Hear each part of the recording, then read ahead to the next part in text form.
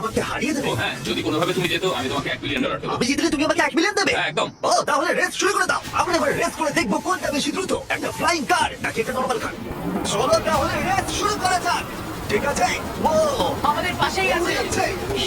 ও কি সমুদ্র পেরিয়ে যাবে এবার? হ্যাঁ, ওর রাস্তার কোনো দরকার নেই। এটা চিটিং। যেহেতু এটা একটা ট্রু টেস্ট, সমস্ত ট্রাফিক আমাদের মানতে হবে। দেখো, স্টপ সাইন আমাদের থামতে হবে। এবার আমরা যাবো, কিন্তু এর পরিবর্তে ফ্লাইং কার সোজা বেরিয়ে যাবে। এটার কারণেই এর সম্পর্কে মানুষ ভবিষ্যতে ভাবছে ফ্লাইং কার সবসময় এগিয়ে থাকবে। দাঁড়াও, আমি তো দেখতে ও, পাচ্ছি। ওকে দেখো। দেখো, অর্ধেকটা চলে গেল। কি আমরা করে? সবাই শুরু করেছি মাত্র। আমাদের তাড়াতাড়ি যেতে হবে। ভাবতে পারছো প্রতিদিন তোমরা কতটা সময় বাঁচাতে পারবে যদি তোমরা এইভাবে কাজ করতে পারো? কারণ তুমি গাড়ি চালানোর বদলে সোজা গাড়ি নিয়ে উড়ে আমি যাবে। 1 বছরে 1000 ঘন্টা বাঁচাবো।